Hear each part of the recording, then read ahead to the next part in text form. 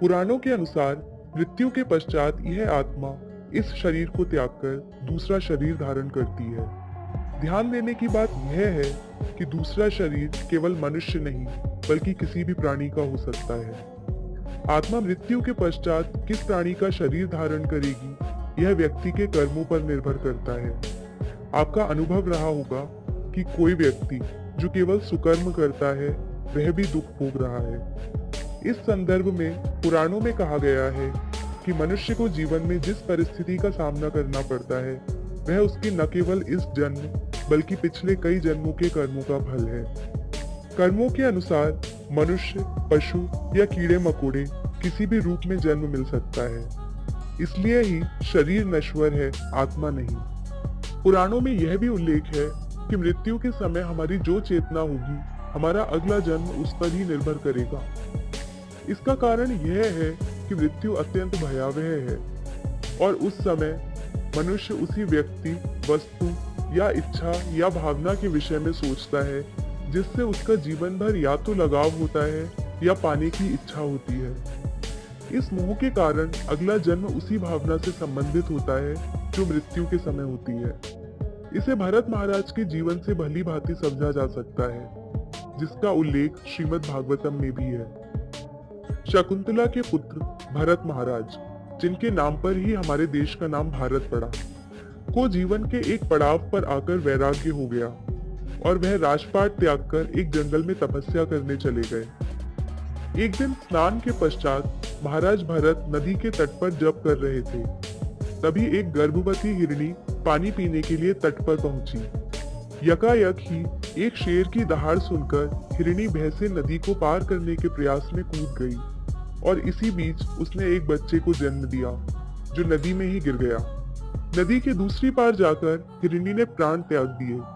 भरत महाराज यह सब देख रहे थे। एक बच्चा जिसने जन्म के समय ही अपनी माँ को खो दिया, उस पर भरत महाराज को दया आ गई और वह उसे अपनी कुटिया में ले आए। उसका पालन पोषण, जंगली जानवरों से बचाना अब उनका कर्तव्य बन गया था और देखते ही देखते उस हिरण के बच्चे से उन्हें प्रेम हो गया। इतना मोह कि वह प्रतिदिन संध्या के समय उसके वापस आने की प्रतीक्षा करते थे। उनके विचारों में कहीं ना कहीं वह हिरण निवास करता था। मित्रों, ये वही भरत महाराज थे जिन्होंने राज्य त्याग कर संन्यास ले लिया था।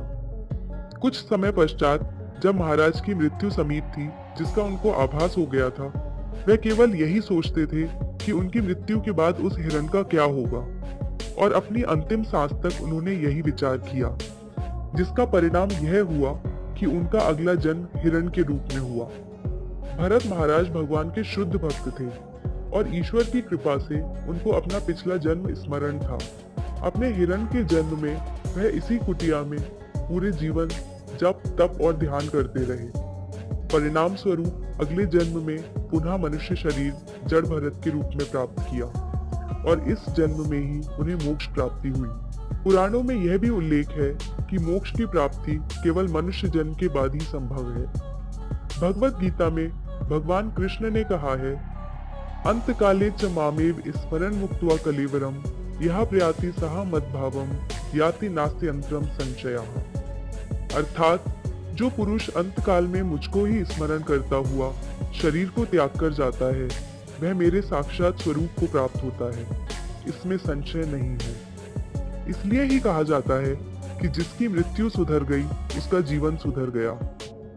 तो मित्रों, मनुष्य जीवन का उद्देश्य है मोक्ष प्राप्ति, अर्थात भगवान को प्राप्त करना। 84 लाख योनियों के बाद सौभाग्यवश हमें मनुष्य जन्म की प्राप्ति हुई है। इसे व्यर्थ नहीं जाने देना है।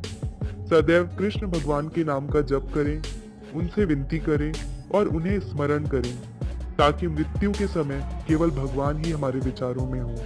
इसके पश्चात आपकी आत्मा किसी भी प्राणी का शरीर धारण नहीं करेगी, अपितु सीधा अपने गंतव्य स्थान पर ही पहुंचेगी।